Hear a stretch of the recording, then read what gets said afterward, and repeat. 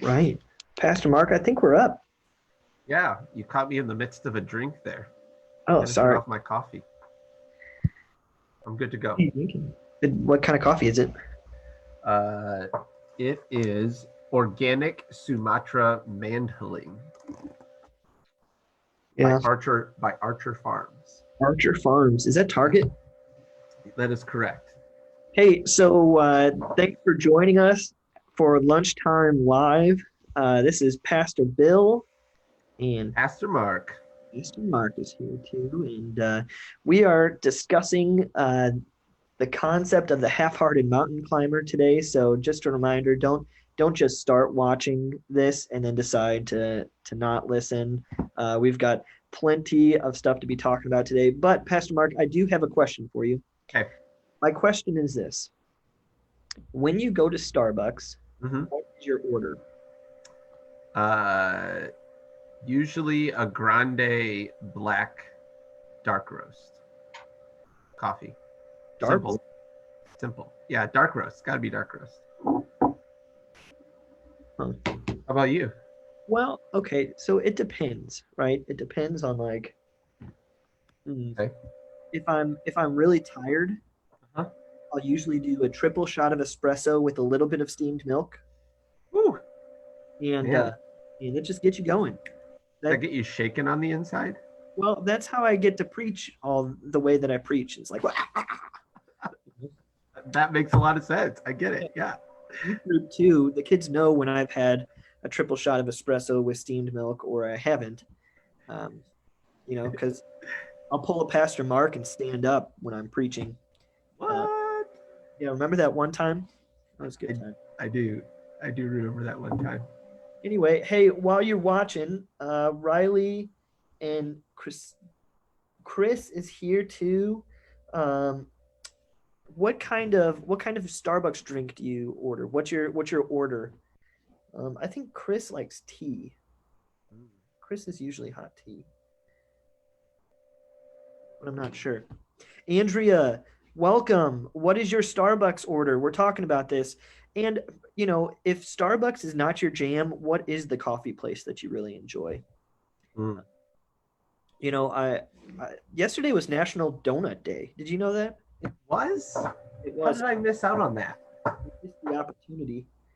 Hey, Riley says a hibiscus tea. Hibiscus.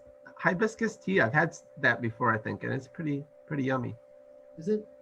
What Mm-hmm. is that hot or is that cold? Get a iced. I would think iced is what I would like hibiscus tea as. Yeah. Hey, Yeah. have you ever had one of those bacon donuts? I have not had one of those. I haven't either, but I would dig it. Let's see. Are they pretty delicious? Those hibiscus or those donuts, those bacon donuts? No, I haven't had one yet, but I would What? imagine that they would be really good. You put bacon And on anything. Andrea says her Starbucks order is sometimes seasonal. Can I get an amen for the pumpkin spice latte? Whoop, whoop. Um, but she likes iced coffee or tea right now. it is cold, the hibiscus tea. Is it? Yeah. Yeah. Yeah. Chris Schutte, you hit it on the nail on the head there, Pastor Bill. That's She right. is a tea person, not a coffee person. That's right. Way to go. Nifty. Andrea got an amen on that, so that's good. Oh man, Riley Dillo, tell me about your day. What have you been up to? Let's see. Oh, Andrea says chai tea latte. You could put an extra shot of espresso in a chai tea latte, and it hits it right on the spot. I How may about be that? Chris Schutte said she likes Lady Grey or Earl Grey. I'd heard of Earl Grey, but I don't know that I'd heard of the Lady Grey tea. I wonder what Hey, differentiates those two. here's a test. Your wife is watching right now. What is your wife's um, Starbucks drink? Hmm. More recently, it's just been probably plain black coffee also. Um, Sometime more recently decaf. But she likes chai tea lattes before in the past. I don't know about any other kinds of lattes. Any cherry? Her and Ezra like to go to there and get the green, the like green tea, peach green tea, I think. Oh, that's cool. Yeah. Hey, we're talking right now about what's your favorite coffee drink. Um, as far as Carly goes, I'm gonna guess it is a grande iced coffee, caramel iced coffee with a little bit of almond milk in there, and she likes it with the nitro lid. Nitro lid. What's the nitro lid? It's not the straw lid; it's the one with like a sipping where you Uh, sip. hmm. Okay. All right. All right. Hey, Okay. go ahead and get started, shall we? Yeah. Shall we shall we commit to this and not Yeah, be a half-hearted mountain climber? yeah. Okay. Hey, so today we are talking about the half-hearted mountain climber. It is out of the Yellow Book, and it may be one of my favorite ones, but also the toughest one for me. Hold on, Pastor Bill. Can you remind them what yellow book we're talking about, in Oh, case they haven't joined us before? yeah, it's a Habitudes book, and it's by Tim Elmore. And basically, it's a whole bunch of different images that teach leadership lessons. And so we've been going through a whole bunch of different leadership principles. We've talked about, let's see, the windshield and the rear view mirror looking ahead instead of looking back. We've talked about, what did we talk about last week, Pastor Mark? Last week we talked about I Pastor forget Bill. Why'd you ask me that question? the spot. Last week's a blur. It's fine. It's fine. It's whatever. All right.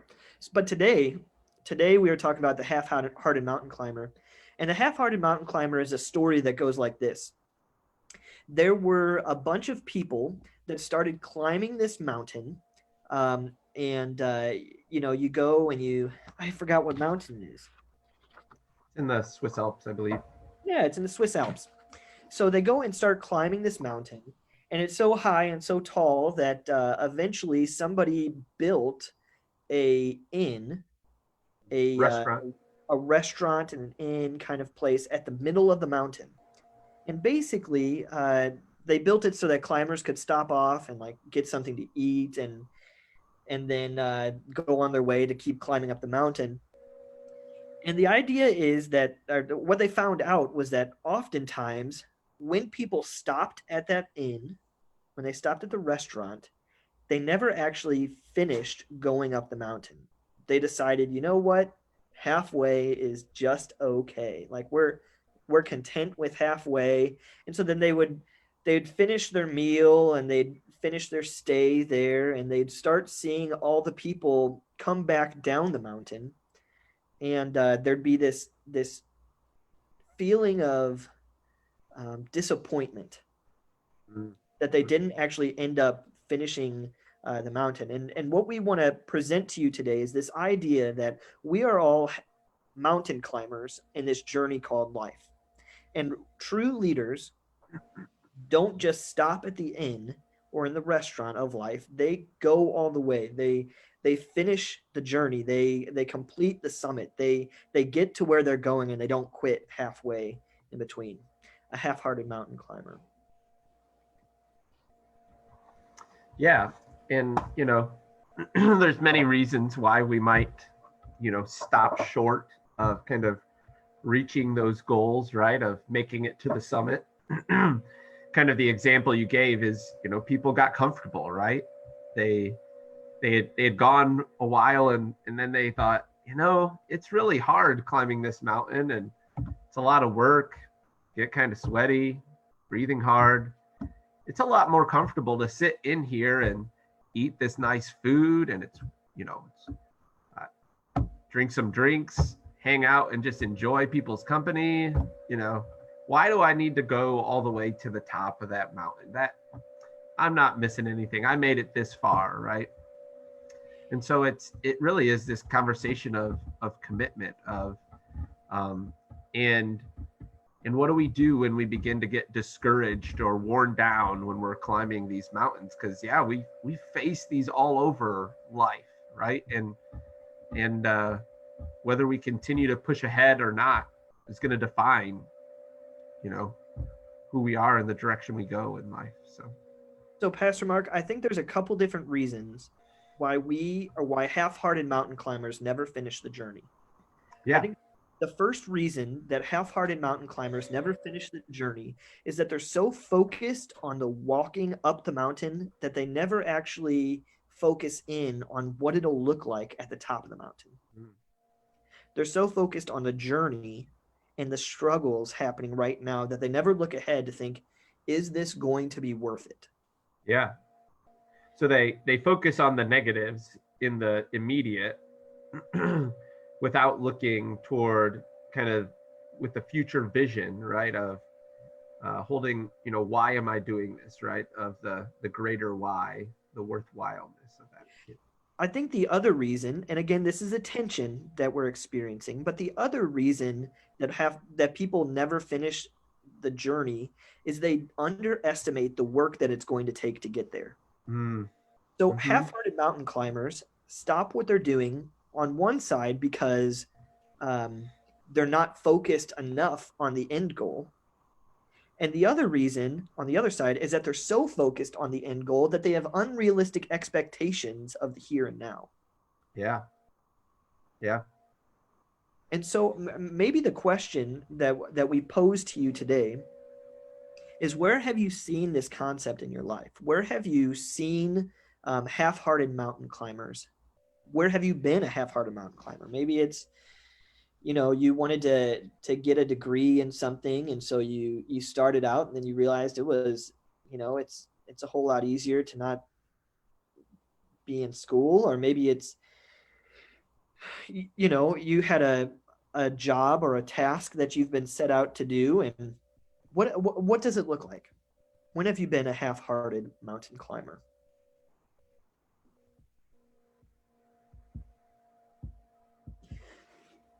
Pastor Mark, unless you have an example right away, I'll let you think. Go ahead. You can go ahead. So I think about, my dad used to climb cell phone towers for a living. He would inspect them. Yeah. And I remember the first time I got a chance to climb a cell phone tower with him. And, I started climbing. This is a literal climbing story, I suppose. Dad had to go all the way to the top to inspect the cell phone tower, the top of the cell phone tower. And I chickened out about halfway up. And I wish I would have been able to climb that and like take a picture with my dad and say, like, man, look, I accomplished something with my dad. Mm-hmm. And later on I got that opportunity to do that, but that opportunity was a missed opportunity Yeah. because I didn't have the courage or the strength to keep going. When is a time that you have been a half-hearted mountain climber? Yeah. So one I think of that came to my mind right away is I guess in the end I wasn't a half-hearted mountain climber, but I was struggling with the syndrome of half-hearted mountain climbers when I was um, in my year of student teaching. Uh, it's if there's any teachers out there, that can be a challenging year. You're trying to learn. You've learned all this stuff out here, and now you're trying to apply it in a classroom. And I just remember there was this day where I was just frustrated, where I was a time where I was kind of seeing my mistakes and failures in that, and I wasn't seeing that as a part of the process thing. And I left the school. As I was leaving the school that day, I called my mom, and I just started saying, like, I don't know if this is what I need to be, if I need to be doing. Here I am, like, months away from graduation, and I'm starting to second guess whether this is what I should be doing. And I think it was beneficial. And this has happened other times in my life. And I share this because I think it also helps bring in another thing that can be helpful for us on this, to not be that, to support us in completing our climb, is having others to encourage us, to speak into us. That having that conversation with my mom, and just, I don't remember exactly what she said, but I know that helped me to kind of work through, those doubts that were coming before me, and the discouragement that I was feeling, and helped me to press forward. And I think, along with what we're talking about in these indispensable relationships, right, are these people that can walk alongside you. And I think that is so helpful, right, in the journey of climbing a mountain, right? You're going to talk about this weekend, a butt kicker, right, a Jethro, to keep you moving forward. So We've talked about what is a half-hearted mountain climber. We've talked about someone who either overestimates or underestimates the challenges of climbing a mountain, or a half-hearted mountain climber, someone who um, just focuses in on the challenges instead of looking at the summit. But let's talk a little bit about what is a full-hearted mountain climber. What does it take to climb a mountain? And I think you hit on one earlier. A wholehearted mountain climber is not alone. You know, yeah. it's someone who understands that there are other people climbing the mountain with them, going through struggles with them. And maybe as we talk about this, let's challenge you in this. Those who are watching, think about a summit that you have. Think about a goal that you have. What is the thing in life that you are at this present time looking forward to accomplishing, right? So a half-hearted or a wholehearted mountain climber is not alone, but a wholehearted mountain climber also knows where he's going. There's a summit. There's a goal at the end um, of this mountain climb, and so I think it's important to remember that we need to actually be purposeful and intent on accomplishing something. That when we say, well, um, we might desire, and I think about this, in my own life too, and even as a church leader, where do I want the youth group to be? Where do I see success in that? Where do I want success to be seen? And I think we, as wholehearted mountain climbers, we need to know what is that? What is that accomplishment? Yeah.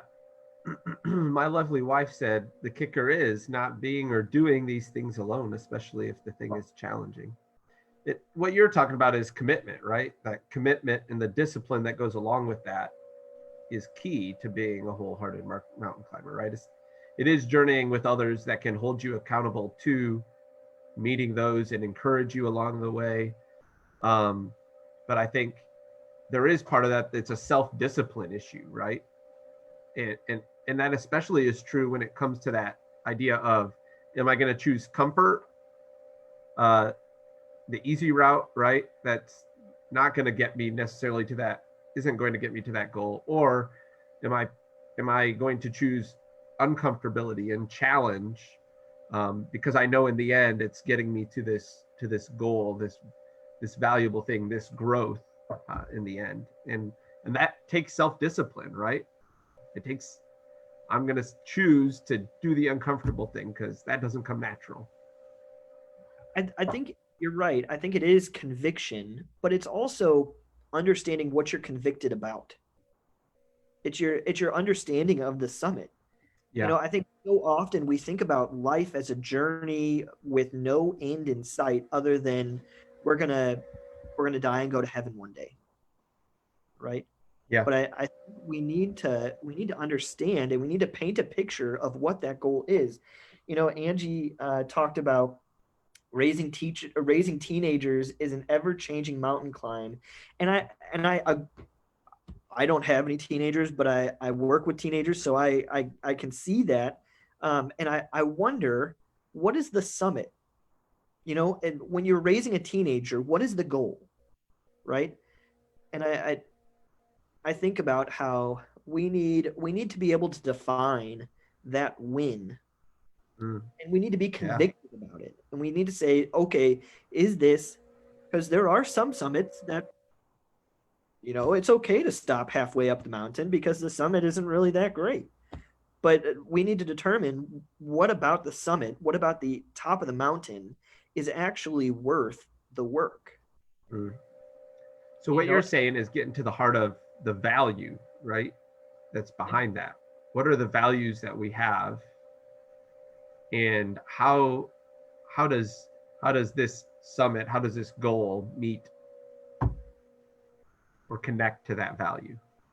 yeah. So I think about this concept of climbing a mountain to raise so raising our teenagers, right? Let's take that for example. I believe that a summit of this goal should be something like to create men and women. We want our teenagers to be men and women who love God, who build their home, and who change their world. We want them to understand that they are capable of loving God on their own apart from us, right? They're capable of building their own homes. They're capable of enacting change wherever they're at.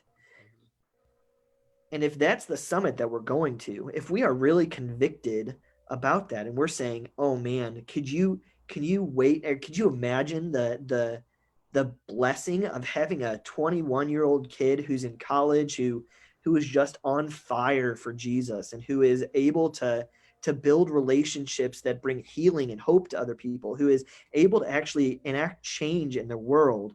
And you could get excited about that, right? But Yeah.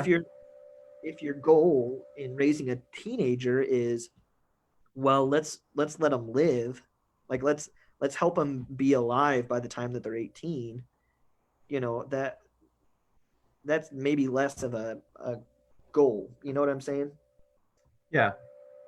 Well, and I think coming back to this, right? So the interesting thing about the mountain, about the climb, when we apply it to life, right, is that the summit, you know, is as we dig down and we get that kind of solidified for us, and it's founded on these values that, in a lot of ways, the summit is not going to change. However, as Angie has kind of earlier highlighted, right, the terrain of the mountain tends to change, right? Um, and sometimes that can feel like you're climbing a whole new mountain, but when you can keep that goal, right, the end goal in mind, um, it's a these are really tall mountains, right? The climb doesn't end, right away on a lot of these things. It goes on for years and years, and so um, yeah, it's being able to see the progress that's happened, I think, is good. I mean, that's another piece to it, right? Is celebrating the wins, right? But realizing there's still more ahead. So you who are listening, where do you need to be reminded of wins? When is it most often that you need to be reminded of wins? And where are you finding that reminder? I think that's so vital, right? Where you need to be reminded of wins. I know I need to be reminded of wins when it seems like the hill is steeper than ever. Mm, I know that I need to be reminded of wins when it feels like I've gotten lost or I've walked down the wrong path. yeah. And I know that when I need to be reminded of that, I look to those people that are climbing with me, you know. Mhm. So Yeah. when do you need to be reminded, and when do you need, and how do you get that reminder of the goal that's ahead of you?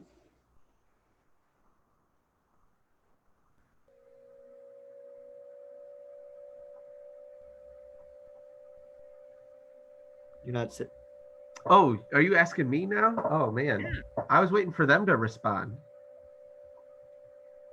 Andrea said, I think we forget to see what our own wins are, and we're often too busy comparing to what we think wins should be. Oh my goodness, that's good. We we think that somehow our wins have to be of a certain attaining. Like if our kid does not end up as Mahatma Gandhi, right? Which, let's be honest, he was not Christian, I don't think, right? So you don't want your kid to end up like Mahatma Gandhi. But uh, if our kid is not some new Martin Luther, right, then all of a sudden we failed, and we think that, and that may be the thing, Andrea, is that mountain climbers are realistic too. They don't go straight for what's the tallest Mount Everest, right? They go to Colorado and climb a couple taller, taller mountains. I don't know. I'm kind of floundering here, Pastor Mark. You go ahead. Yeah, I think it comes back to what you talked about, the expectations, right?